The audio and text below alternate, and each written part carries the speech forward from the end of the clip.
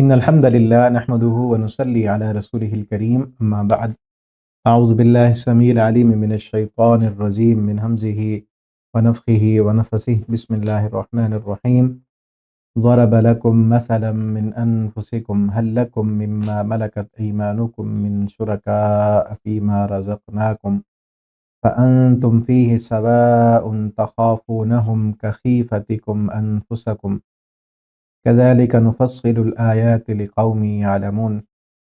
تفسیر القرآن کا سبق آج انشاءاللہ ہم سورۃ الروم رکوع نمبر 4 پڑھیں گے۔ انتہائی اہم ترین باتیں اس رکوع میں کی گئی ہیں توحید کے اعتبار سے، توحید کو سمجھانے کی اللہ تعالیٰ نے ایک بہترین مثال دی ہے، اور انسان کی پیدائش جو ہے وہ فطرت پر ہوتی ہے۔ فطرت کیا ہے اس چیز کا اس رکوع میں تذکرہ کیا گیا ہے، اور جو فطرت کو چینج کر لیتے ہیں وہ کبھی اس کائنات میں خوش نہیں رہ سکتے۔ ہم پہلے اس کا لفظی ترجمہ دیکھتے ہیں اس رکوع کا، پھر انشاءاللہ اس کی تفسیر پڑھیں گے۔ خود بھی توجہ کے ساتھ سنیں اور اپنے جاننے والوں کے ساتھ بھی ان اسباق کو آپ شیئر کیا کریں تاکہ آپ کے لیے، ہم سب کے لیے صدقہ جاریہ بنے۔ ضرب لکم، بیان کی ہے اس نے، لکم تمہارے لیے، مثلا ایک مثال، من انفسکم تمہارے نفسوں میں سے، حل لکم کیا ہے تمہارے لیے،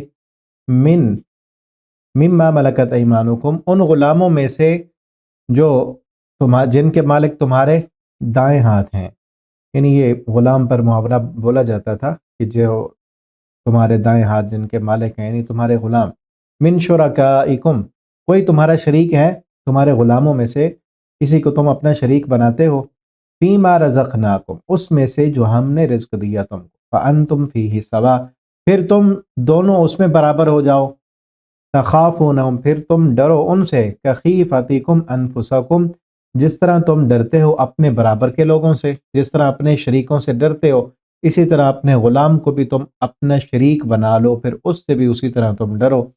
کذالک نفصل الآیات اسی طرح ہم کھول کر بیان کرتے ہیں آیات، نشانیاں، لقوم یعقلون ان لوگوں کے لیے جو سب عقل رکھتے ہیں، بل اتبع الذین بلکہ پیروی کی ان لوگوں نے، ظلموا جن سب نے ظلم کیا، اہواءہم اپنی خواہش نفس کی، بغیر علم بغیر علم کے، فمن یہدی پھر کون ہے جو ہدایت دے، من اس بندے کو، اضل اللہ کہ جسے اللہ نے گمراہ کر دیا، وما لہم من ناصرین اور نہیں ہوگا ان کے لیے کوئی مدد کرنے والا۔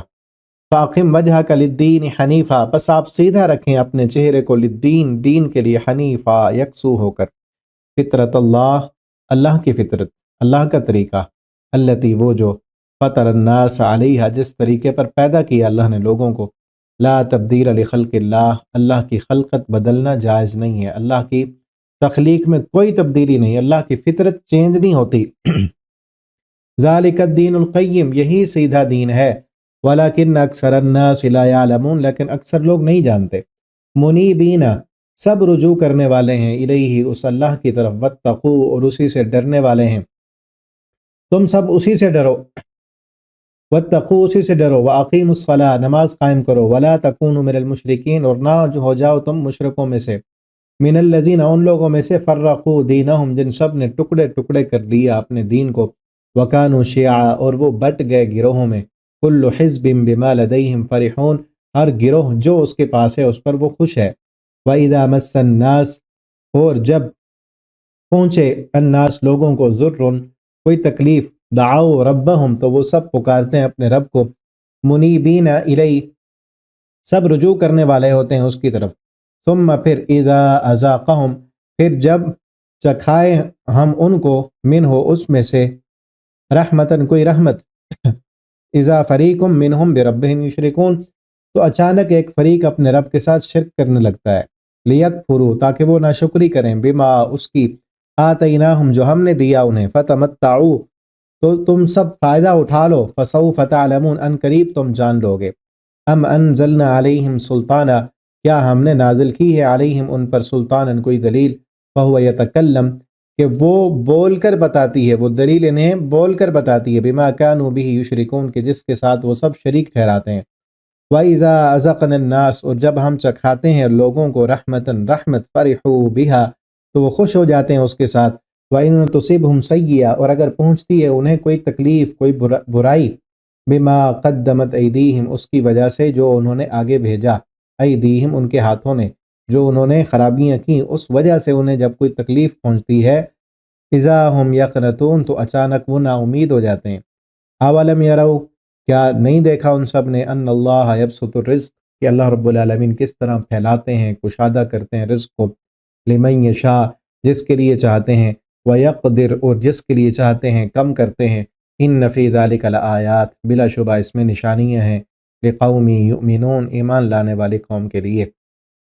فآت ذی القربى حقہ، تو پس آپ دیں قریبی رشتہ داروں کو حقہ، ان کا حق، والمسکین، مسکینوں کو بھی ان کا حق دیں، مسافروں کو بھی دیں، ذالک خیر، یہ بہتر ہے، للذین، ان لوگوں کے لیے، یریدون وجہ اللہ، جو اللہ کی رضامندی چاہتے ہیں، جو اللہ کی خوشنودی چاہتے ہیں، اولئک هم المفلحون، یہی لوگ کامیاب ہونے والے ہیں۔ وما آتیتم من ربا لیربو فی اموال الناس، اور جو تم دیتے ہو سود پر قرض، لوگوں کو جب سود دیتے ہو تم، لیربوا، تاکہ وہ بڑھتا رہے، تمہیں اس میں پرافٹ ملے، فی اموال الناس، لوگوں کے مالوں میں اپنے پیسے سود کے طور پر تم دیتے ہو ان کو قرض، فلا یربو عند اللہ، وہ اللہ کے ہاں نہیں بڑھتا۔ وما آتیتم من زکوٰۃ، اور جو تم زکوٰۃ نکالتے ہو اللہ کے راستے میں، فقراء اور مساکین کو دیتے ہو اللہ کی رضامندی چاہتے ہوئے، فاولئک هم المضعفون، وہ تمہارا مال بڑھ جاتا ہے، وہ ملٹی پلائی ہو جاتا ہے، دگنا چگنا ہو جاتا ہے۔ اللہ الذی خلقکم، اللہ تعالیٰ وہ ذات، خلقکم، جس نے پیدا کیا تم کو، ثم رزقکم، پھر اس نے رزق دیا تمہیں، ثم یمیتکم، پھر وہی موت دے گا تمہیں، ثم یحییکم، پھر وہی زندہ کرے گا تمہیں۔ هل من شرکائکم، کیا تمہارے شریکوں میں سے کوئی ایسا ہے، من یفعل من ذالکم من شیء، جو ان کاموں میں سے کوئی کام کرتا ہو، سبحانہ، وہ اللہ پاک ہے، وتعالی، اور بہت بلند ہے، عما یشرکون، اس سے جو یہ سب شرک کرتے ہیں۔ یہاں تک یہ رکوع کمپلیٹ ہوا، ابھی اس کی تفسیر ہم دیکھتے ہیں۔ پہلی آیت میں ایک زبردست اللہ تعالیٰ نے مثال دی ہے کہ تم جو اللہ تعالیٰ کا شریک بناتے ہو، کہ فلاں اللہ رب العالمین کی کائنات میں شریک ہے، بنانے میں شریک ہے، یا کائنات کو چلانے میں شریک ہے، اللہ کے اختیارات جو ہے اللہ کی مخلوق کو دیے ہوئے ہیں، تو اس کو سمجھانے کے لیے اللہ تعالیٰ نے ایک بہترین مثال دی ہے، ضرب لکم مثلا من انفسکم، اللہ فرماتے ہیں ہم تمہارے اپنے نفسوں میں سے، تمہارے انسانوں میں سے ہم تمہیں ایک بہترین مثال کے ساتھ سمجھاتے ہیں۔ دیکھو، هل لکم مما ملکت ایمانکم، جو تمہارے غلام ہیں، دیکھیں نا، ایک بندہ سردار ہے، اس کے پاس غلام ہے، تو کیا اپنی سرداری کا آدھا حصہ اپنے غلام کو دے گا؟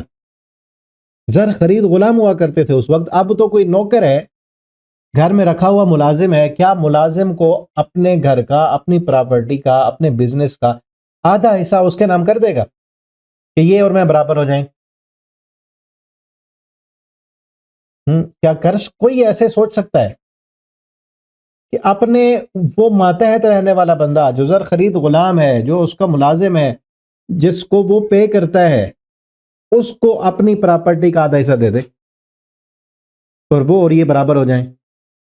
کبھی ایسے نہیں ہو سکتا۔ تو اللہ کے بارے میں کیسے یہ سوچ لیتے ہیں کہ اللہ رب العالمین نے اپنے اختیارات ان کو دیے ہوئے ہیں، فلاں بیٹے دیتا ہے، فلاں بارشیں برساتا ہے، فلاں پریشانیاں دور کرتا ہے، اور پھر کہتے کیا ہے کہ اللہ نے دیا ہے ان کو۔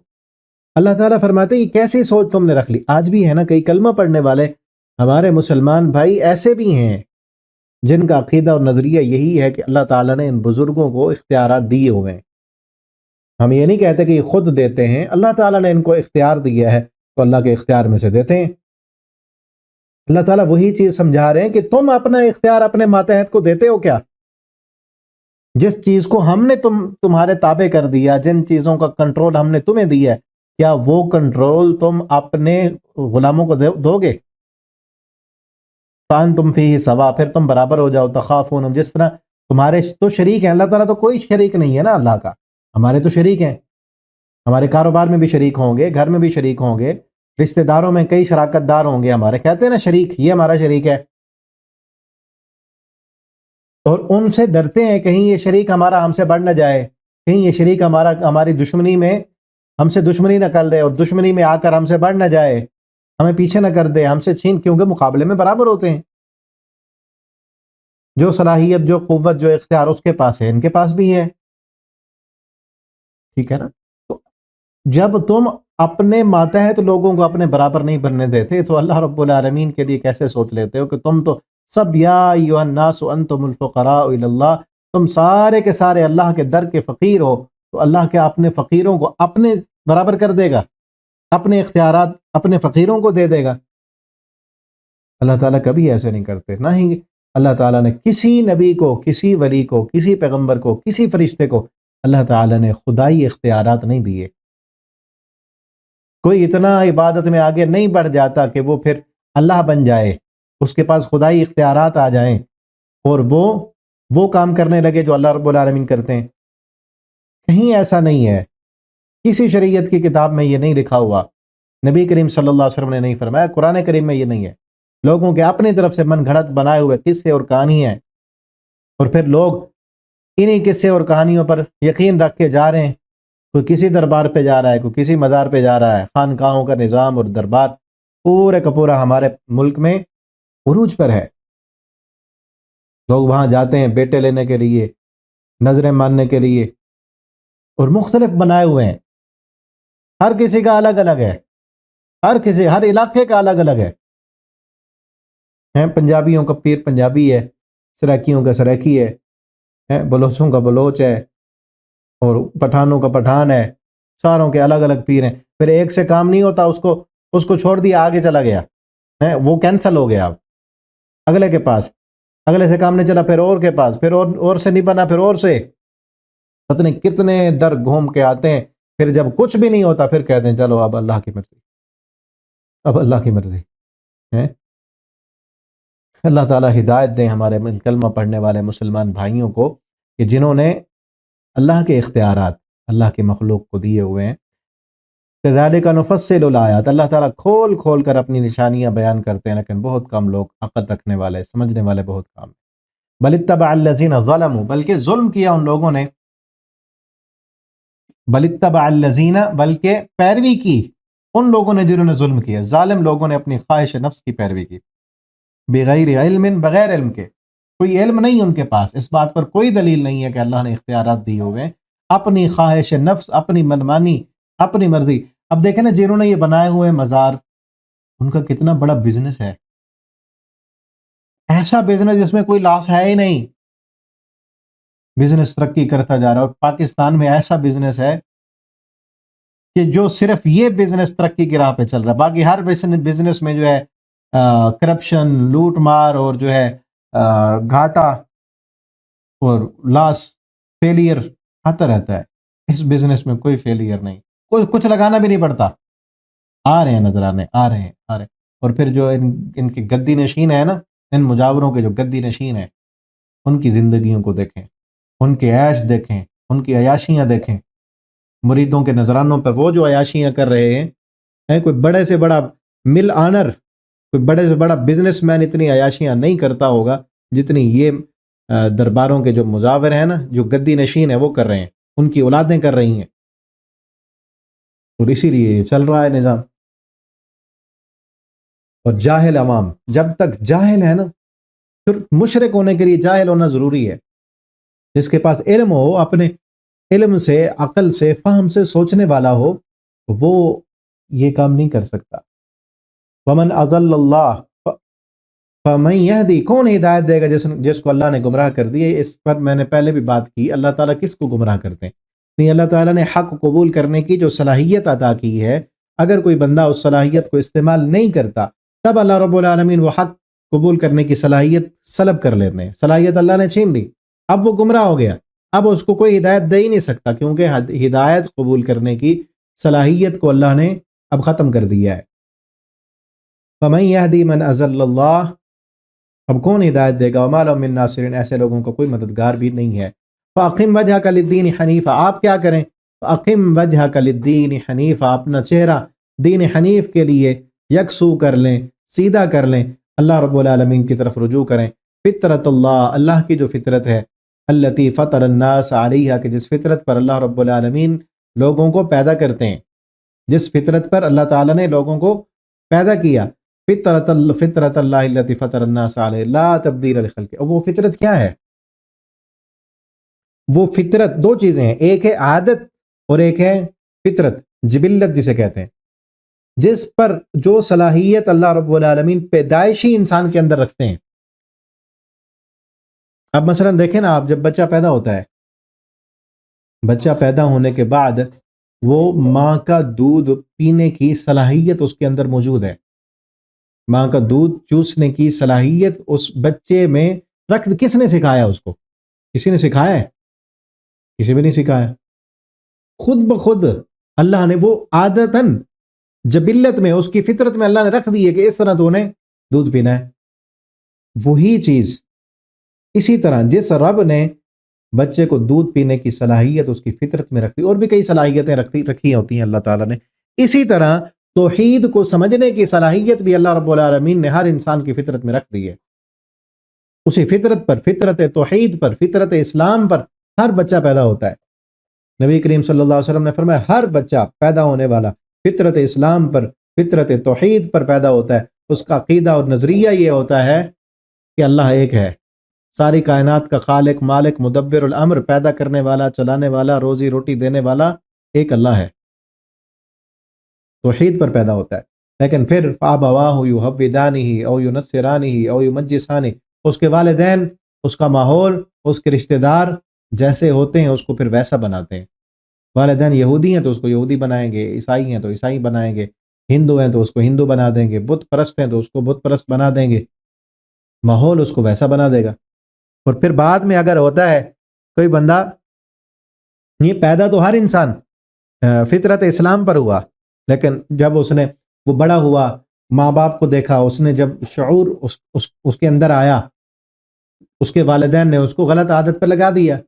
کئی غلط، آپ دیکھیں نا، ایک بندے کو نشے پر لگایا ہوا ہے، طبیعت اور فطرت اور مزاج میں یہ جسم جو ہے ہمارا، یہ نشہ برداشت نہیں کرتا، نقصان ہے اس کے لیے، فطرتاً جسم کے لیے نقصان ہے، لیکن جس کی غلط سوسائٹی کی وجہ سے اس کو نشہ لگ گیا ہے، نشے کی عادت لگ گئی ہے، اب وہ نہ اس کو نشہ ملے تو اس کو تکلیف ہوتی ہے، وہ بیمار ہونے لگتا ہے، نشہ ملتا رہے تو وہ ٹھیک رہتا ہے، کیونکہ اس کی غلط عادت پڑ گئی ہے اس کو۔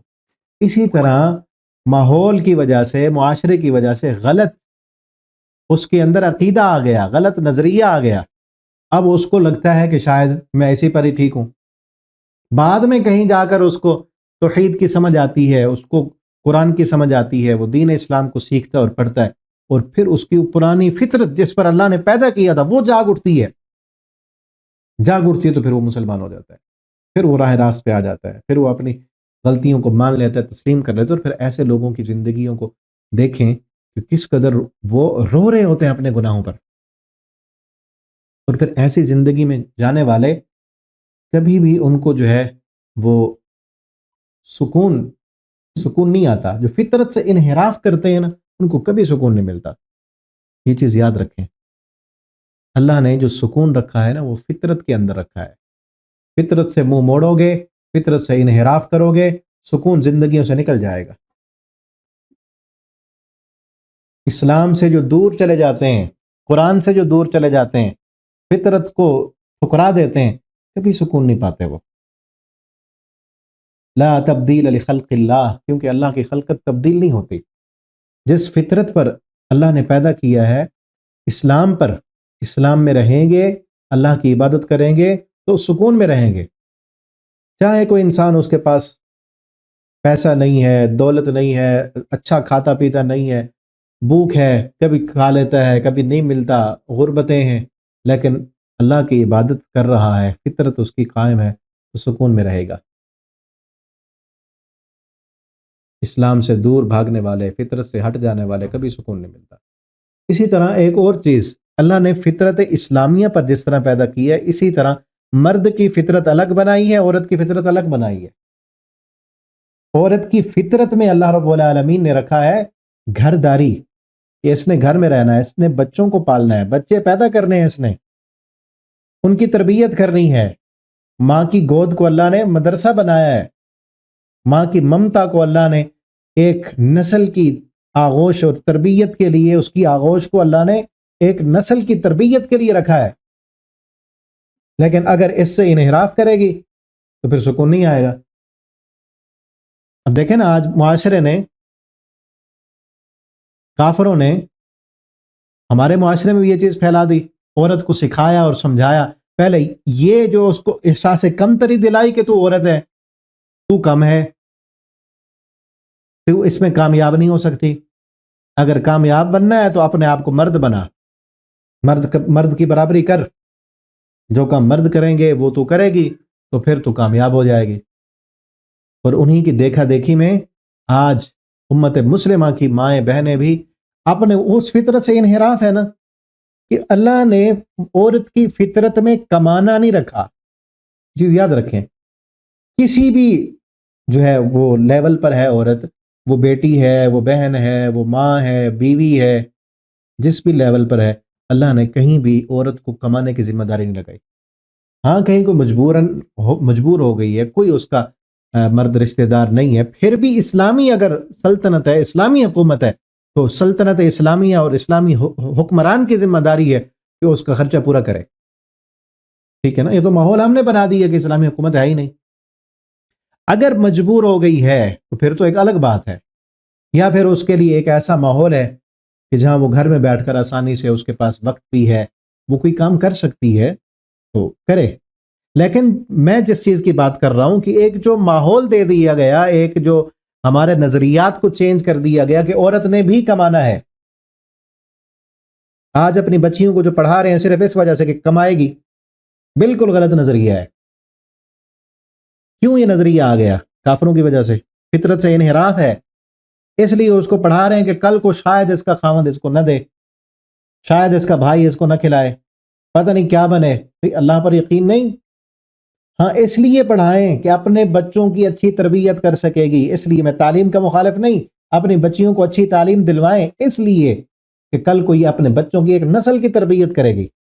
ایک آپ لڑکے کو پڑھا رہے ہیں، اپنے بیٹے کو پڑھا رہے ہیں، اس کی اپنی تربیت ہوگی، اپنی بچی کو آپ پڑھا رہے ہیں، اچھی تعلیم اس کو دے رہے ہیں، بچیوں کو سکھا رہے ہیں، ٹھیک ہے نا، وہ اپنے بچوں کو جب آگے جا کے سکھائے گی، ان کی تربیت کرے گی، تو ایک پورا ایک نسل آگے چلے گی اچھی۔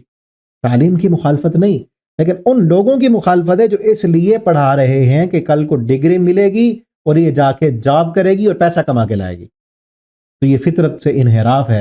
عورت کو اللہ نے پیسہ کمانے کے لیے نہیں رکھا، پیسہ کمانے کے لیے بنا ہی نہیں اللہ نے عورت کو۔ کمانے کی ذمہ داری اللہ نے مرد پر رکھی ہے، مرد نے کمانا ہے۔ یہ فطرت کی تبدیلی، اسی وجہ سے تو پھر پریشان ہے۔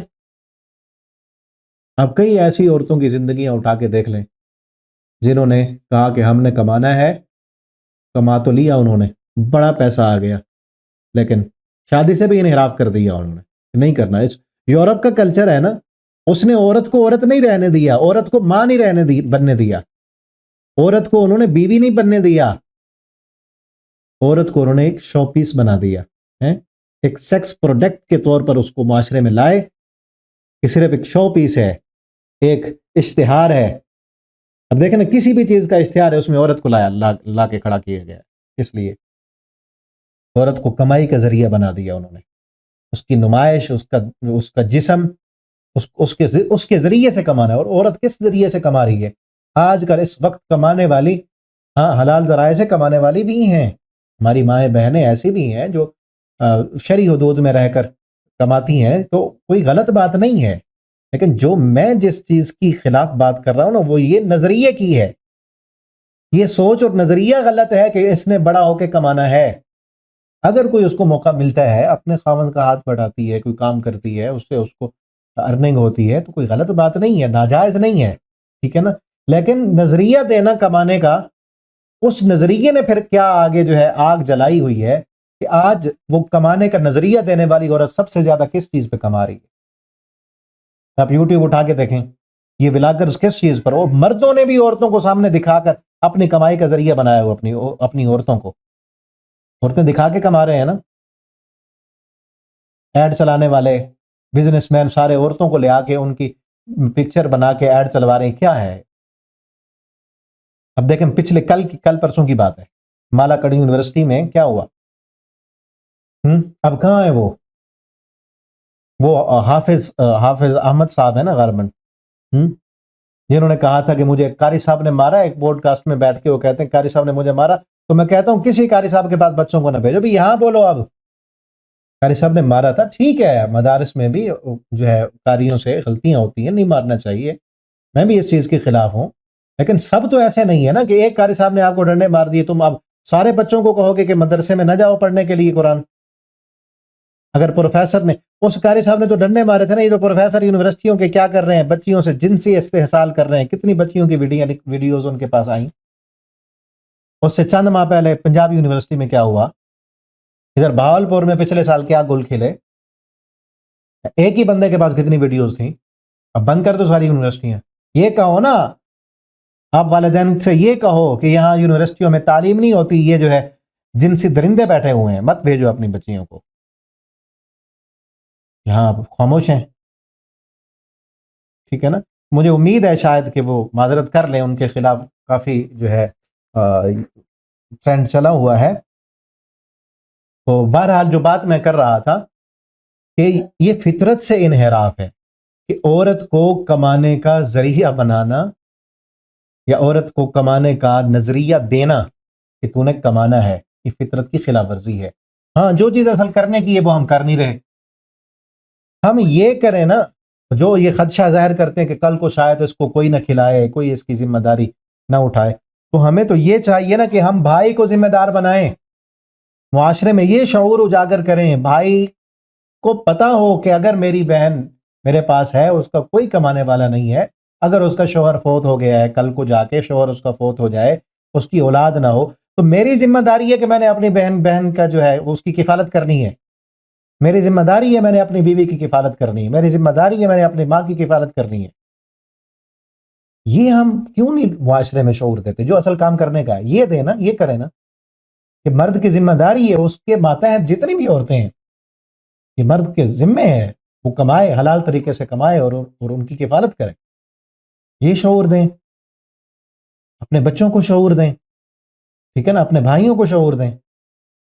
فطرت سے انحراف کر کے کبھی سکون نہیں پا سکتے آپ، ٹھیک ہے نا۔ پھر بھی میں وہی بات کروں گا، اگر کماتی ہے عورت پردے میں رہ کر، الگ رہ کر، کوئی غلط بات نہیں ہے، لیکن میں جس چیز کی بات کر رہا ہوں وہ یہ ہے کہ یہ نظریہ نہیں دینا کہ کل کو اس نے بھی کمانا ہے، بڑے ہو کر کمانے کے لیے پڑھ رہی ہے، کمانے کے لیے ڈگری لے رہی ہے، اور کل کو جا کر جو ہے یہ مردوں کا مقابلہ کرے گی،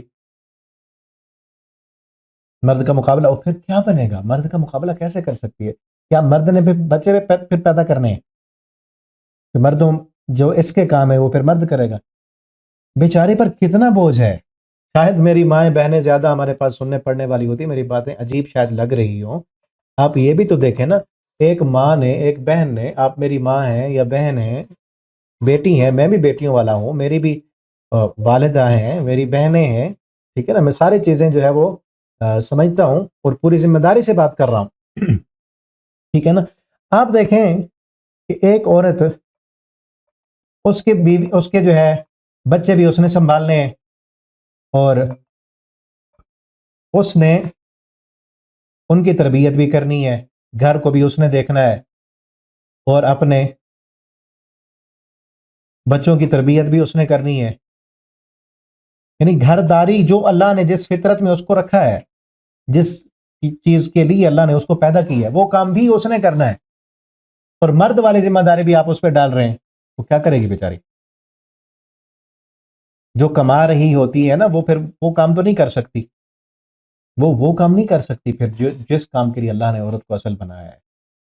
عورت کے اندر جو جذبات، جو کوالٹی اللہ نے رکھی ہے، اسی کے مطابق اللہ نے اس کو کام کی ذمہ داری دی ہے، ٹھیک ہے نا۔ لیکن آج حالت یہ ہو چکی ہے کہ اکثر عورتیں صرف جو ہے اپنا گھریلو عورت ہونے پر اپنے احساس کمتری کا شکار ہیں، وہ دوسروں کو دیکھ دیکھ کے صرف اپنا گھریلو کام کرنا، یعنی ہاؤس وائف اپنے آپ کو سمجھنا، وہ سمجھتے ہیں شاید ہم کوئی کم ہیں، وہ جو کما رہی ہیں، جو باہر جاتی ہیں، جو انڈیپینڈنٹ، کسی کے اوپر ان جو ہے ڈیپینڈنٹ نہیں ہے، وہ خود اپنا کما کے اپنا سرکل چلا رہی ہیں، تو وہ ٹھیک ہیں، ہو سکتا ہے شاید کل کو جو ہے خامد اس کو طلاق دے دے، فلاں ہو جائے، یوں ہو جائے. بھائی ایسی سوچ تم نے رکھی کیوں؟ اللہ پر اللہ پر جو ہے وہ بھروسہ نہیں ہے کیا؟ اللہ پر بھروسہ رکھے نا.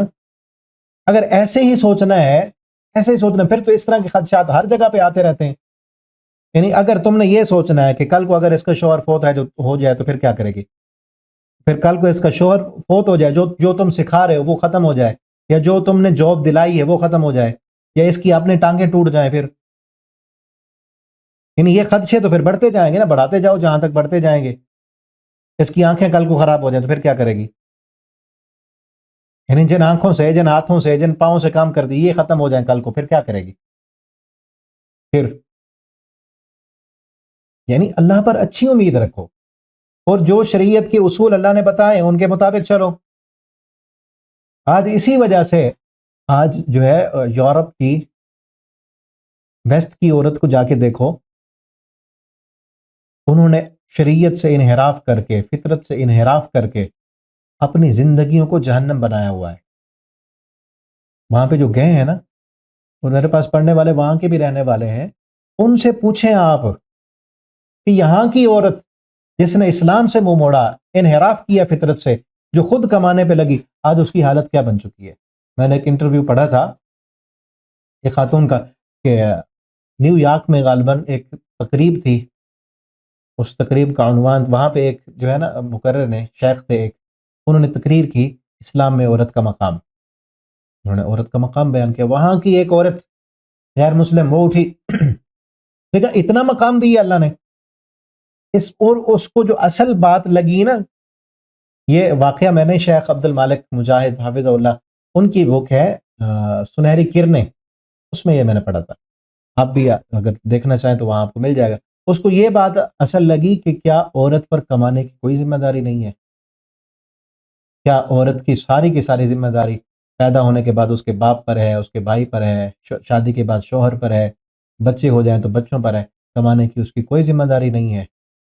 کیا واقعتاً گھر کی ملکہ اور گھر کی سردار بنا کے رکھا گیا ہے اسلام میں عورت کو؟ اگر واقعتاً عورت کا یہی مقام اور مرتبہ ہے تو مجھے لے جاؤ اپنے معاشرے میں، مجھے لے جاؤ اپنے معاشرے میں. وہاں 3-4 ماہ غالباً اس نے کہا تھا، مجھے اتنے ماہ وہاں زندہ رہنے دینا، پھر چاہے تم مجھے مار دینا، میری ساری زندگی کی تھکاوٹیں 3-4 ماہ میں اتر جائیں گی. پھر وہ رو پڑی. اس نے کہا کہ ہمارے اس معاشرے میں تو جب بچی بالغ ہوتی ہے تو اس کا باپ اس کے سر سے اپنا ہاتھ جو ہے وہ کھینچ لیتا ہے. وہ کہتا ہے اب میری کوئی ذمہ داری نہیں تجھے کھلانے کی، پلانے کی، تیرے کپڑوں کی، میری کوئی نگرانی اور ذمہ داری نہیں ہے تیرے اوپر. تو جان، تیرے معاملات جانے. اب اس بچی کا مستقبل کیا بنے گا؟ وہ جب باہر نکلتی ہے اپنی پیٹ کی آگ بجھانے کے لیے، باہر بھوکے بھیڑیے، شہوت کے بھوکے بھیڑیے جو ہیں وہ موجود ہیں. باپ کو کوئی پرواہ نہیں ہوتی کہ اب میری بیٹی اپنی پیٹ کی آگ بجھانے کے لیے اپنا جسم بیچ رہی ہے یا اپنی صلاحیتیں بیچ رہی ہے، کیا کر رہی ہے، اسے کوئی پرواہ نہیں. کمائے. اور پھر معاشرہ ایسا ہے. وہ عورت رو پڑی، اس نے کہا مجھے لے جاؤ ایسے اسلامی معاشرے میں. وہاں کے معاشرے کے رہنے والی عورتیں وہ کہہ رہی ہیں کہ ہم جو اسلام میں آئے، اسلام نے جو عورت کو مقام دی ہے، جو گھر کی ملکہ اور شہزادی بنا کے رکھا ہے، ہم وہاں نہ چاہتی. اور مسلمان عورتوں کی حالت یہ ہے کہ یہ بے حجابی کی جنگ لڑ رہی ہیں. یہ کہتی ہیں کہ ہمیں ان جیسا ماحول چاہیے. مجھے امید ہے آپ کو باتیں جو ہے سمجھ آ رہی ہوں گی، ٹھیک ہے نا. تو اس لیے ہم نے اپنے معاشرے میں، اپنے بھائیوں میں، اپنے جاننے والوں میں یہ شعور پیدا کرنا ہے کہ ذمہ داری جو ہے وہ مرد کی ہے کمانے کی.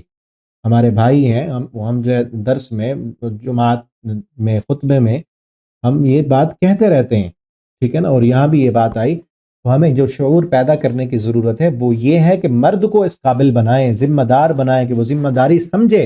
بھائی ذمہ داری سمجھے کہ میری بہنیں ہیں، یہ میری عزت ہیں، یہ میری غیرت، مجھے گوارا نہیں کرتی یہ باہر جائیں کمانے کے لیے.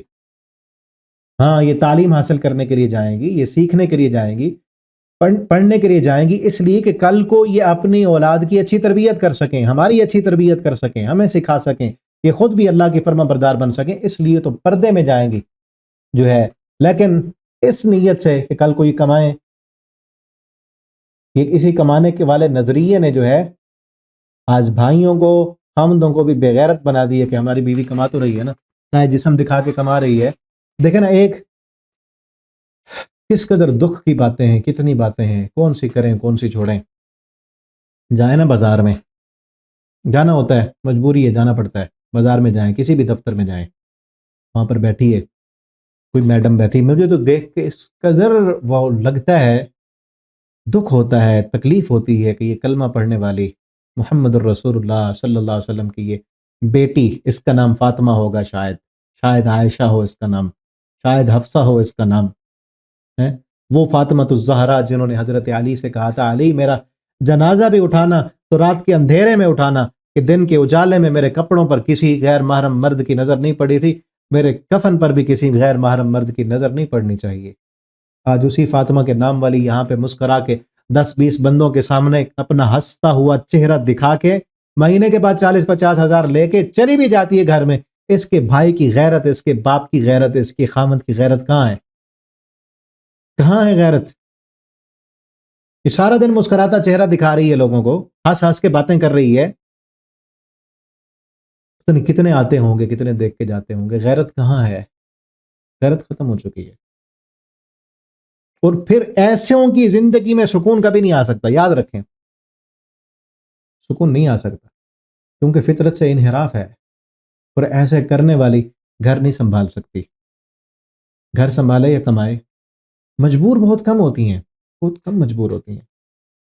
اور پچھلے دنوں مجھے سفر کرنا تھا، اب دیکھیں نا، میں کہہ رہا ہوں کون سی بات کریں کون سی نہ کریں. اسلام آباد سے میں واپس آ رہا تھا، بلکہ جاتے ہوئے بھی ایسے تھا، واپسی پہ بھی. واپسی پہ ایک جو وہ جو ہوتی ہے نا ایئر ہوسٹس تو ادھر ہوتی ہیں ہوائی جہاز میں. یہاں پر میرے خیال سے وہ فیصل موور بس تھی، اس کے اندر جو ہوسٹس تھی وہ بالکل چھوٹی عمر کی، کوئی 17-18 سال شاید اس کی عمر ہو. وہ گھوم رہی ہے اکیلی، کوئی اس کا محرم نہیں ہے، کوئی اس نے جو ہے نقاب نہیں کیا ہوا. اور ایک ایک بندے کی. اور پھر قدرتی کچھ جو ہے وہ لڑکے کالج کے، وہ 5-7 کا گروپ تھا ان کا، وہ آ کے ساتھ بیٹھے. اب آپ کو پتا کالج کے لڑکے انہوں نے کیا کرنا ہے، وہ 2 منٹ بعد پھر بیل بجائیں، مذاقیں، باتیں، تبصرے. اور میں دیکھ رہا ہوں کہ اس کا بھائی کہاں ہے. ہاں، اللہ نے بھائی کے ذمہ، اس کا کوئی یعنی نہ باپ بھی فوت ہو گیا، بھائی بھی مر گئے، ماموں چچا کوئی بھی اس کا مرد رشتہ دار ایسا نہیں ہے جو اس کو کھلا سکے، جو اس کی ضرورتیں پوری کر سکے. کیا مجبوری ہے؟ ہو سکتا ہے 100 میں سے کوئی ایک آدھ ایسی ہو جو مجبوری کی وجہ سے آئی ہو، ورنہ اکثر خوشی. اور پھر ایسی جگہوں پر عورتوں کو رکھتے ہی اسی لیے رکھتے ہیں تاکہ لوگوں کی جو ہے انٹریکشن وہ لی جائے، لوگ زیادہ سے زیادہ آئیں ہمارے پاس. اللہ تعالی ہمیں ان باتوں کو سمجھنے کی توفیق دیں. اصل فطرت میں کیا ہے، باتیں زیادہ لمبی ہو گئی. فطرت جو ہے وہ اسی چیز میں ہے کہ مرد نے کمانا ہے، عورت نے بچوں کی تربیت کرنی ہے، عورت نے گھر سنبھالنا ہے، عورت نے بنیاد رکھنی ہے. اب دیکھیں نا، جس بچے نے، ماں نے سارا دن گھر رہنا ہے، اس نے اولاد کی اچھی تربیت کرنی ہے، ان کو محبت سکھانی ہے، پیار سکھانا ہے، اللہ کی پہچان سکھانی ہے، ان کو اخلاق سکھانے ہیں، آداب سکھانے ہیں، ان کو سونے اور اٹھنے کی دعائیں یاد کرانی ہے، ان کو اللہ کی پہچان اور نغمے یاد کرانے ہیں، ان کو قرآن کی آیتیں یاد کرانی ہے. دیکھیں نا، 4-5 سال تک بچہ سکول تو نہیں جا رہا نا، اس وقت تک ماں کی گود جو پہلا مدرسہ ہے وہاں پہ سیکھنا ہے اس نے. اور ماں بیچاری کر رہی ہے جاب، بچوں کو لگایا ہوا موبائل پہ، بچوں کو لگایا ہوا کارٹون پہ، ڈراموں پہ. کیا تربیت ہوگی؟ کہاں جائیں گے وہ؟ ماں کے پاس ٹائم نہیں، باپ کے پاس بھی ٹائم نہیں. ماں نے ساری یہ تربیت دینی ہے بچوں کو آدھا، یعنی اصل جو 3-4 سال کی جو تعلیم ہے نا، جو تربیت ہے، جو سکھانا ہے، وہ زندگی بھر یاد رہے گا. پھر زندگی بھر وہ چیزیں یاد رہتی ہیں. آپ کو بھی شاید یاد آ رہی ہوں باتیں، آپ کی دادی اماں نے، آپ کی نانی اماں نے جو باتیں سکھائی تھیں، جو سمجھائی تھیں، جو پڑھایا تھا، جو صبح صبح اٹھ کر وہ جو ہے قرآن خود بھی پڑھا کرتی تھیں، آپ کو بھی ساتھ بٹھا لیا کرتی تھیں. ٹھیک ہے نا، ان چیزوں کو، ان باتوں کو یاد رکھیں اور خود بھی ایسے بنیں تاکہ کل کو دین کا نام، اسلام کا نام باقی ہو. ورنہ موبائل پہ ان کو لگا دے تو موبائل پہ کون ہے، کتنے ہیں سکھانے والے. بچوں نے وہاں پہ ڈھونڈ کے کسی عالم کی تقریر تھوڑی سننی، انہوں نے تو گیمیں کھیلنی ہیں، ڈرامے دیکھنے ہیں. لا تبدیل لخلق اللہ، اللہ کی خلقت کبھی تبدیل نہیں ہو سکتی۔ عورت کی جو ذمہ داریاں ہیں وہ سنبھالے گی، مرد اپنی ذمہ داریاں سنبھالے گا، تو تب جا کے سکون آئے گا، اطمینان آئے گا، ورنہ سکون نہیں آئے گا۔ آج معاشرے جو ہے وہ پریشانیوں کا شکار ہے، اسی لیے۔ اور پھر دیکھیں دونوں کما رہے ہیں، مرد بھی کما رہا ہے، بیوی بھی کما رہی ہے، پوری پھر بھی نہیں ہوتی، پریشانیاں پھر بھی نہیں ختم ہوتی، ہرس اور ہوس مال کی پھر ختم نہیں ہو رہی، پھر بھی۔ لا تبدیل لخلق اللہ ذالک الدین القیم، یہی سیدھا دین ہے، ولکن اکثر الناس لا یعلمون، لیکن اکثر لوگ اس چیز کا علم نہیں رکھتے، اس سیدھے دین کو قبول کرنے کے لیے تیار ہی نہیں۔ منیبین الیہ، اسی کی طرف رجوع کرنے والے بنو، واتقوہ، منیبین الیہ، اسی کی طرف رجوع کرو، اسی کی طرف لوٹو، جو غلطیاں ہو گئیں، کوتاہیاں ہو گئی کہ معافی مانگو، اللہ کی طرف لوٹو، وہ خوشیاں عطا کرے گا، وہ پریشانیوں سے نجات دے گا۔ اقیم الصلاۃ، نماز قائم کرو، ولا تکونوا من المشرکین، مشرکوں میں سے نہ بنو، یعنی مشرک نماز نہیں پڑھتے، تم نمازیں چھوڑ کے مشرک نہ بنو، نماز قائم کرو۔ من الذین فرقوا دینہم وکانوا شیعا، وہ لوگ جنہوں نے دین کو ٹکڑے ٹکڑے کر دیا۔ کل حزب بما لدیہم فرحون، ہر حصہ، ہر جماعت جو اس کے پاس ہے اس پر خوش ہے۔ آج امت محمدیہ کی حالت بھی یہی ہو چکی ہے، یہ اصل تھا ان کے بارے میں، یہودیوں کے بارے میں، آج امت مسلمہ کی حالت بھی یہی ہے کہ فرقوں میں بٹی ہوئی ہے، کچھ چیزیں لی ہوئی ہیں، کچھ کسی فرقے نے لے لیں، کچھ کسی فرقے نے لے لی، ٹھیک ہے نا۔ اسی لیے میں پہلے بھی آپ کو کہتا رہتا ہوں، جس طرح لوگوں نے اپنی نسبتیں اوروں کی طرف کر لی ہیں تو ٹکڑا بن گیا۔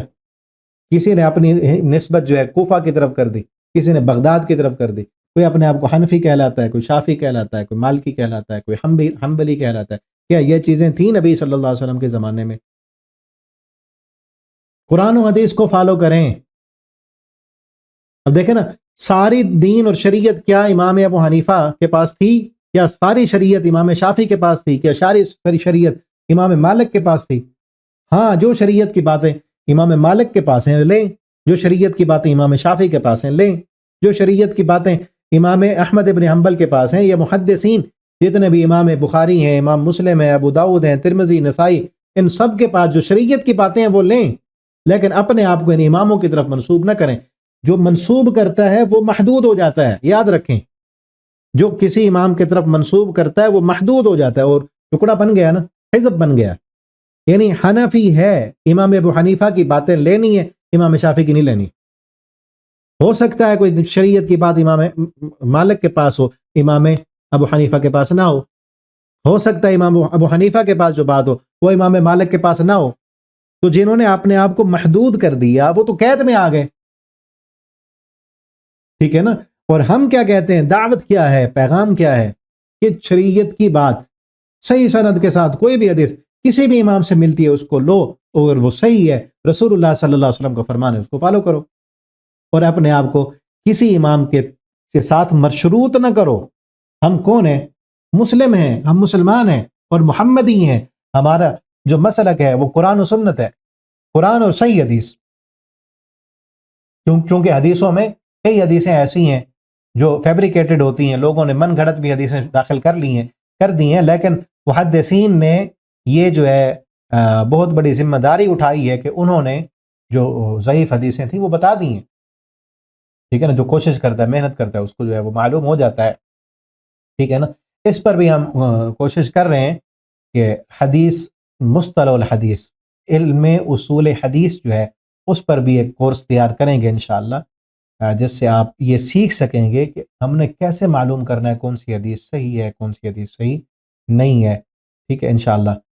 کوئی ہفتہ 15 دن کا کورس بنے گا، وہ انشاءاللہ یہ ہم ترجمہ جو ہے وہ کمپلیٹ کر لیں، اس پر بھی ہم مصطلح الحدیث پر ایک کورس بنائیں گے انشاءاللہ اللہ کی توفیق سے، تو جس سے ہم معلوم کر سکیں گے، چھان بین کر سکیں گے، تحقیق کر سکیں گے کون سی حدیث ٹھیک ہے، کون سی حدیث ٹھیک نہیں ہے۔ وَإِذَا مَسَّ الْإِنسَانَ ضُرٌّ دَعَوْا رَبَّهُمْ، جب انسان کو کوئی تکلیف پہنچتی ہے، یہ انسان کا ایک نیچر بتائی جا رہی ہے کہ جب تکلیف آتی ہے، پریشانی آتی ہے، دکھ آتا ہے، پھر اللہ کو پکارتا ہے، پھر بلاتا ہے رب کو، اور جب پریشانی ٹل جائے پھر شرک کرنے لگ جاتا ہے۔ اذا فریق منہم بربہم یشرکون، کچھ تو ہوتے ہیں اللہ والے، وہ پریشانیوں میں بھی اللہ کے ہوتے ہیں، جب خوشی آئے پھر بھی اللہ کا شکر ادا کرتے ہیں۔ لیکن مشرک کا کیا ہوتا ہے؟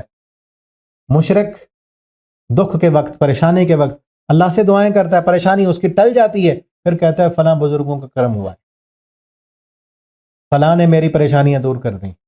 اور کئی ہم انسان لا علمی میں بھی شرک کر رہے ہوتے ہیں. شرکیہ جملے یعنی بیماری کے ٹلنے کے بعد کس طرح کے جملے ہم بولتے ہیں ذرا سوچیں. بعض دفعہ لوگ کہہ رہے ہوتے ہیں فلاں دوائی نے کام کر دکھایا ہے، کہتے ہیں نا فلاں ڈاکٹر کے پاس گیا تو میری بیماری ٹل گئی. یہ کیا ہے؟ لا علمی میں شرک کر رہا ہے. لا علمی میں ایک بندے کا عقیدہ اور نظریہ یہ ہے کہ اس بزرگ کی وجہ سے مجھے شفا ملی ہے، تو وہ تو جان بوجھ کے شرک کر رہا ہے.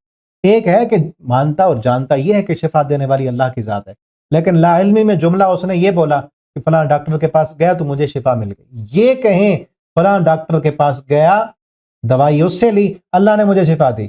دوائی میں نے فلاں استعمال کی، فلاں پرہیز کیا، اللہ نے مجھے شفا دی.